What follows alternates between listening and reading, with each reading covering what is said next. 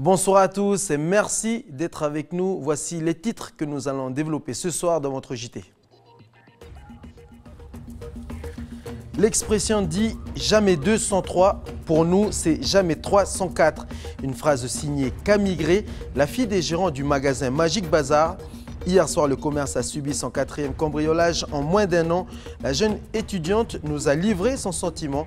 Elle est triste pour les habitants du quartier. Vous verrez pourquoi. Le poulet du pays enfin labellisé. Les éleveurs calédoniens seront visités, contrôlés. Pour eux, décrocher le précieux sésame certifie un produit de qualité pour le consommateur calédonien. De quoi redorer le blason d'un poulet local qui ne fait pas le poids face à la concurrence des poulets importés. Comment est attribué ce certificat? Réponse dans quelques instants. Dans notre feuilleton lié à la fête de la musique, ce soir, nous retrouverons Roxane, chanteuse originaire de Moindou. Elle s'est rendue au Rex pour enregistrer l'une de ses chansons. Je vous propose d'écouter.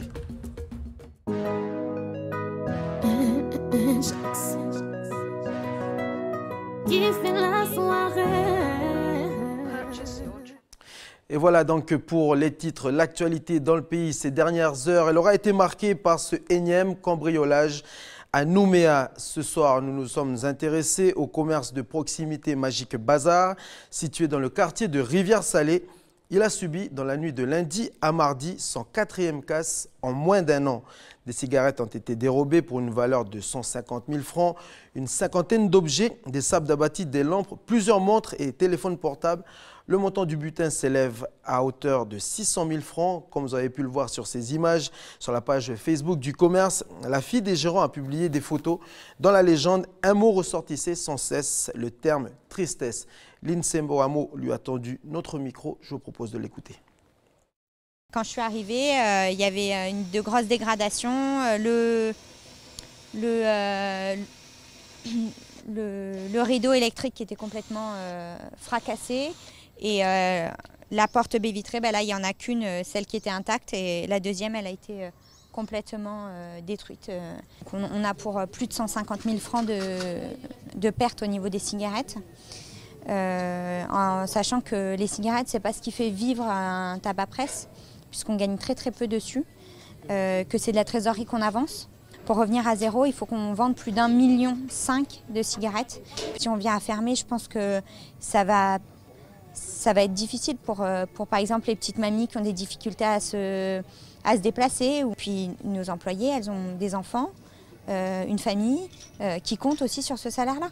Pour la société, c'est encore un gros coup dur, en sachant qu'en plus, on a eu des gros soucis avec notre assurance. Donc l'assurance a bien voulu nous reprendre par rapport au dernier cambriolage dont on a été victime, mais sous certaines conditions, et donc il ne nous couvre plus par rapport au vol. Donc là, tous les frais, tout ce qui se passe, tout ce qu'ils ont volé et toutes les dégradations qu'ils ont fait, nous ne serons pas couverts et c'est la société qui va devoir supporter ces charges. Donc est-ce que la société va réussir à supporter ces charges? Ça ne sera pas la même chose, on n'en sait pas. Donc j'espère pour le quartier et j'espère aussi pour nous que ça ne s'arrêtera pas là, parce que c'est une belle aventure qu'on vit un peu tous les jours. Et au même moment, le Haut-Commissariat nous faisait parvenir le bilan des opérations anti-cambriolage menées la semaine dernière. Alors regardez ces chiffres. En zone police, dans le cadre des affaires de cambriolage, 11 personnes ont été interpellées, et en zone gendarmerie, dans des opérations antidélinquance, 7 personnes ont été interpellées. Autre fait marquant de l'actualité, cette évasion des détenus du camp Est qui n'aura duré que quelques heures. Son arrestation a pu se faire grâce à l'aide d'un surveillant pénitentiaire qui se trouvait par hasard dans le secteur où il se trouvait. Je vous propose d'écouter le récit d'Aurélie Niaoutine sur des images de l'INSEWAMO. Un détenu âgé de 20 ans s'est évadé ce matin à 10 h. Il a pris la fuite lors d'une séance d'équithérapie, une activité extérieure proposée par le centre pénitentiaire qui s'inscrit dans le cadre de la réinsertion. Selon notre source, il semblerait qu'il ait agi avec préméditation. Son linge a été retrouvé, ce qui laisse supposer qu'il ait eu le temps d'enfiler des habits fournis de l'extérieur. L'intéressé a néanmoins été interpellé très vite par les services de police à 12h45 dans un immeuble de l'avenue Gallieni sur les indications d'un surveillant pénitentiaire qui se trouvait par hasard dans le secteur. Actuellement en garde à vue, il sera jugé demain en comparution immédiate pour répondre à des faits d'évasion. Alors même si cette évasion s'est déroulée lors d'une activité extérieure liée à la réinsertion, cette évasion soulève une fois de plus la problématique du manque d'effectifs, signalée à maintes reprises par les syndicats de l'établissement. Je vous propose que l'on écoute Loïc Lagier, délégué syndical du syndicat local pénitentiaire Force ouvrière. Il répond au micro de Falaï Wedje. C'est une activité qui est hors des murs, donc qui n'est pas justement sous la responsabilité des surveillants pénitentiaires. Malgré tout ça, le sous-effectif existe toujours en détention. Et comment dire ça, l'activité qui a été mise en place justement par le centre pénitentiaire, enfin plus précisément par le service pénitentiaire d'insertion et de probation, bon, c'est pas quelque chose qu'on veut retirer, hein, bien au contraire. Il faut savoir que ça fait partie de nos missions. Donc certes, la garde et la surveillance des personnes détenues, mais également nos missions sont basées donc sur l'insertion et la réinsertion. Et ça passe justement par ce type d'activité. Donc pour la suppression de cette activité, non, on n'est pas pour la suppression de ces activités, mais par contre de renforcer justement le protocole et pourquoi pas par l'apport en surveillant pénitentiaire pour pouvoir mieux encadrer justement ce type d'activité et pour en limiter justement les évasions ou tout autre problème qui pourrait survenir. Justice toujours, cette fois-ci dans l'actualité. En bref, la décision est tombée aujourd'hui. L'auteur de l'incendie du lundi 11 juin dernier de la Serpentine de Kouawa a écopé de 18 mois de prison ferme. Voilà ce que l'on a pu vous dire ce soir sur l'actualité du pays ces dernières heures. Direction Poindimié maintenant à la rencontre d'Adel, éleveur de poulets fermiers. Comme je vous le disais en titre, tous les producteurs du pays pourront enfin obtenir un label poulet du pays si toutefois les critères d'attribution sont respectés. Alors s'ils sont respectés, ils pourront proposer aux consommateurs un poulet de qualité. Est-ce que les poulets d'Adel vont être certifiés label poulet du pays? Réponse avec Aurélie Niaotine. En effet, tu pourrais peut-être tracer, on va dire, l'alimentation de démarrage, croissance, et indiquer derrière, on va dire, l'alimentation de maïs. Moi, c'est important quand je vais repasser, je passe tous les 1 an et demi, tous les 18 mois, et je vais devoir, on va dire, contrôler l'ensemble des fiches techniques. Vincent Talbot de l'AFNOR, l'Association française de normalisation, visite ce jour-là l'élevage de poulets fermiers d'Adel Aramoto dans la vallée d'Amois. Accrédité par le gouvernement de la Nouvelle-Calédonie, l'AFNOR effectue les contrôles sur les signes de qualité. La filière avicole de la côte Est, guidée par le GIE Mérou, souhaite estampiller ses poulets du fameux label « Poulet fermier élevé en plein air, certifié authentique », signe de reconnaissance du travail de fond engagé par les éleveurs de poulets fermiers. Ce contrôle par un organisme extérieur va aussi conforter le client, l'acheteur potentiel, qu'on travaille dans des bonnes pratiques, c'est-à-dire qu'on a un suivi sanitaire, un suivi de traçabilité, voilà, et puis toutes les bonnes pratiques qui sont faites pour faire du poulet fermier. On vérifie qu'il y a un espace, on va dire, extérieur suffisant, on va dire, pour qu'ils aient au moins 2 mètres carrés par volaille. Donc là, on n'a aucune clôture, donc il n'y a pas de problème. Parfois, les gens clôturent parce qu'ils sont en bord de route, donc une surface qui est limitée, ce n'est pas le cas ici. Ces poulets ont une croissance lente, sont abattus à 84 jours au lieu d'une trentaine pour les poulets élevés en batterie. Sur ces exploitations, les animaux doivent être mis dehors au plus tard à l'âge de 6 semaines. Autre point important, l'alimentation. Elle doit être 100% d'origine végétale et minérale et à 75% issue de céréales. L'alimentation est bien faite avec des aliments autorisés et pas, on va dire, des aliments, on va dire, type coco qui vont trop engraisser le poulet. Donc la durée d'abattage, 84 jours d'élevage est bien respectée. Gémérou là-dessus, il veille. Donc on a vraiment, des pratiques qui respectent un label poulet fermier dit supérieur. Ouais, pas de souci. Début août, il reviendra au comité de certification de délibérer et certifier si les exploitations répondent au cahier des charges. Ensuite, il ne manquera plus qu'à apposer le logo sur les emballages. Alors, petite correction, c'est bien label poulet fermier et non pas label poulet du pays. C'est l'heure de retrouver notre poulet dans la rubrique Coupe du Monde de Russie 2018 avec Adrien Espinoza. A tout de suite.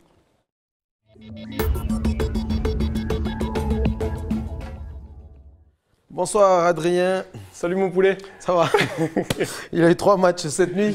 Exactement. On fait le point. Exactement. Retour sur les 3 matchs de cette nuit, Jimmy. Il y a eu Suède-Corée du Sud. La Suède qui s'est imposée 1-0. Belgique-Panama. La Belgique qui a écrasé le Panama 3-0. Tunisie-Angleterre. Les Anglais qui se sont imposés à la dernière minute. On va voir justement les buts de l'Angleterre qui s'est fait peur et qui arrache les 3 points de la victoire dans les dernières minutes, comme je viens de le dire.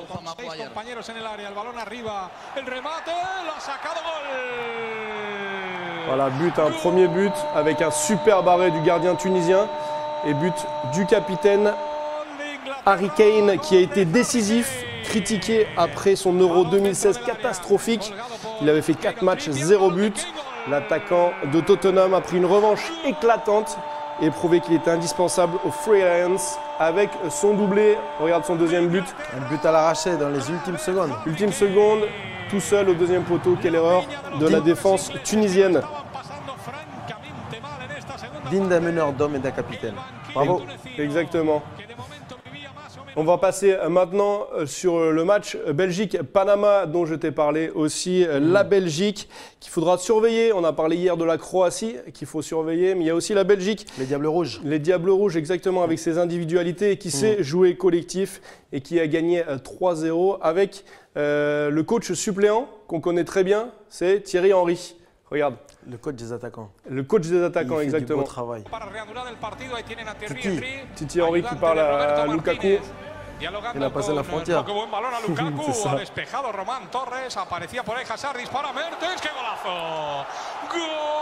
Premier but sur une superbe volée de Mertens. En deuxième mi-temps, les 3 buts, alors qu'il ne s'est rien passé pendant la première mi-temps. Superbe volée.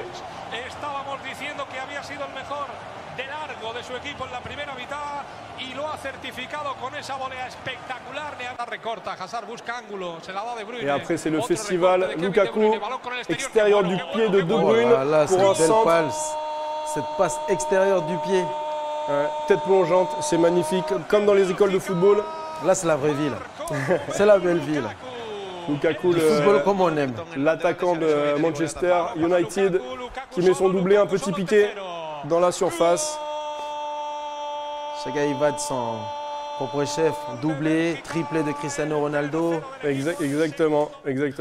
Très efficace les attaquants. Bravo Thierry Henry, parce que son attaquant a réussi à mettre exactement, on a vu au début des images qu'il lui parlait en rentrant sur la pelouse en deuxième mi-temps et il a mis son doublé.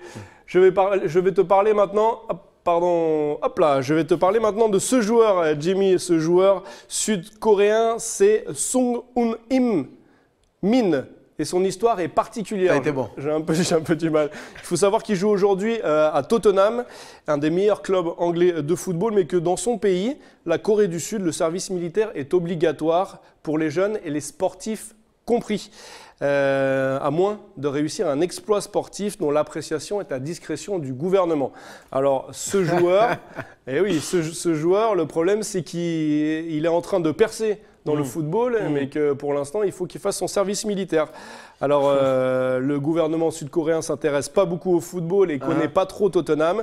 Il reste donc à ce joueur, je lis Sung Hoon Min, que la Coupe du Monde pour faire un exploit sportif et donc être exempté du service militaire, à savoir que le gouvernement avait exempté les joueurs de Corée du Sud. C'était en 2002 quand ils avaient disputé les demi-finales. Les demi-finales de la Coupe du Monde. Donc, avec les parcs et compagnie. Exactement. Donc il reste à ce joueur et à son équipe pour éviter le service militaire d'accéder aux demi-finales. Et c'est mal parti parce qu'ils viennent de perdre leur premier match. Qu'est-ce que tu en penses? Tu as regardé un peu le match? Ouais, moi non, je pense que... C'est faisable cet exploit sportif pour ce jeune-là? Ça va être difficile. Claquer pour lui, c'est pas demain. Je pense que ça va être difficile. Direction service militaire. Ouais, et puis ça met à mal sa carrière, c'est ça le problème. Parce que c'est un très bon joueur à Tottenham et du coup il va être obligé de quitter les terrains pendant un moment. Bref, pendant la Coupe du Monde, Bon, on connaît tous Neymar, mais c'est pas de Neymar que je veux parler, enfin, si, plus ou moins. Pendant la Coupe du Monde, énormément d'anciens joueurs ou de personnalités en profitent pour publier sur les réseaux sociaux. Je ne sais pas si c'est ton cas, Jimmy, de publier sur les réseaux sociaux. Ça m'arrive de temps en temps. Ça m'arrive de temps en temps. Eh bien, regarde, c'est de Neymar dont on va parler, mais c'est surtout de sa coupe de cheveux. Et il y a un ancien joueur qui a tweeté, enfin, qui n'a pas tweeté, qui a mis sur les réseaux sociaux quelque chose sur sa coupe de cheveux. C'est Eric Cantona. Eric Cantona, l'ancien joueur de l'équipe de France et de Manchester United, a fait, hop, on zoome un peu pour bien voir, voilà, là, qui se moque de la coupe de Neymar avec cette légende, le style de Neymar des spaghettis al dente. Voilà, Cantona qui se moque de Neymar. Il me disait qu'il est resté assez discret, Eric Cantona, à l'approche de cette Coupe du Monde, mais ça va, il revient en force. Non, il revient en force, exactement. Le ventre à l'air. Bref, un petit peu des nouvelles des Bleus. 3 joueurs de l'équipe de France n'ont pas pris part à l'entraînement avec le reste du groupe. Samuel Umtiti, Thomas Lemar et Antoine Griezmann. Et oui, le peut-être leader de l'équipe de France, s'est contenté d'un footing avec un kiné parce qu'il est touché au talon d'Achille, figure-toi. Donc voilà, ça ne compromet pas sa participation pour le Pérou.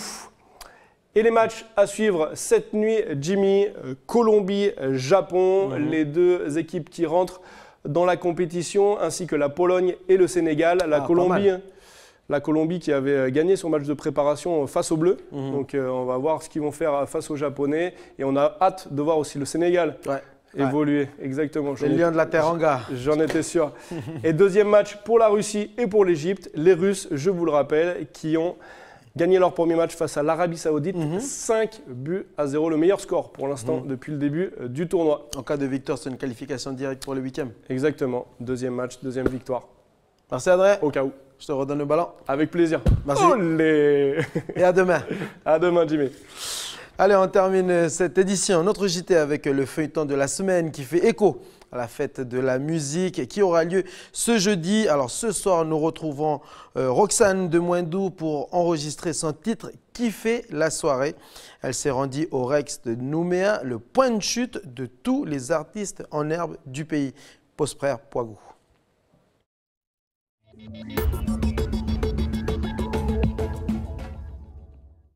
Cling, cling, comme toutes ces filles de le magazine, qu'elle concentrée sortie de l'usine.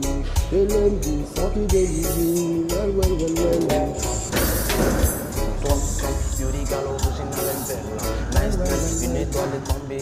Marcel, alias Chamax, et José laissent libre cours à leur imagination et improvisent une chanson en attendant leur passage au studio du Rex.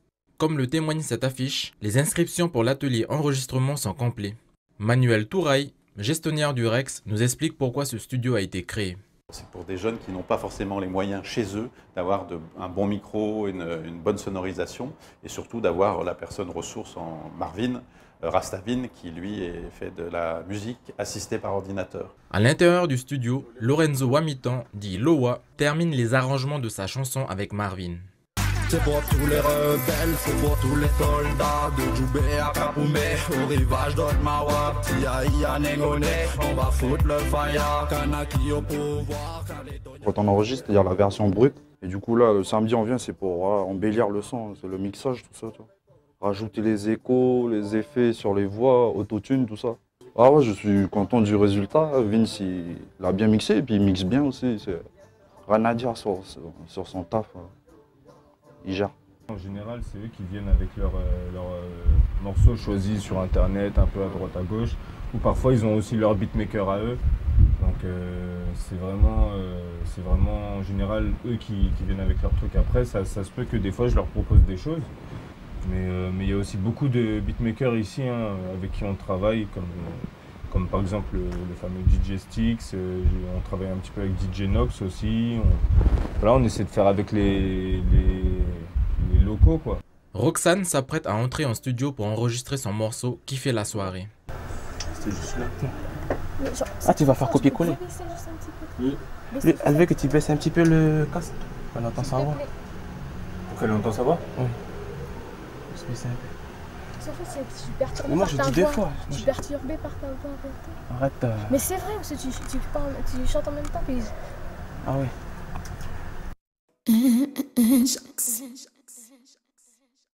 Qui fait la soirée? Je comptais toutes les nuits avant d'arriver au jour J. Maintenant assez retenu, les gars sortaient la plus belle tenue. Après l'enregistrement de la voix, Rasta Vince n'a plus qu'à synchroniser avec l'instrumental que L-Jox a choisi. Roxane est ravie du résultat. Purchase your tracks today. Je comptais toutes les nuits avant d'arriver au jour J. Maintenant assez retenu, les gars sortaient la plus belle tenue. Cette nuit sera inimaginable, tu vois, déjà inoubliable. On est dehors, c'est la belle. Roxane a envoyé l'acapella du morceau Qui fait la soirée à un DJ calédonien pour qu'il en fasse un remix. Qui est-il? Réponse dans notre prochain reportage. Et justement, vous allez découvrir demain le DJ qui va remixer la chanson, le titre de Roxane. Nous arrivons au terme de cette édition. À suivre la météo, pas de vigilance particulière sur l'ensemble du territoire. Suivi de votre émission Bienvenue dans la bande avec Aurélie Niaoutine et Stéphanie Marlier. Vous allez revenir sur les normes, les règles de sécurité sur lesquelles les centres aérés et de vacances doivent respecter pour accueillir nos enfants durant les périodes scolaires. Merci à tous de votre fidélité. Bonne soirée et à demain.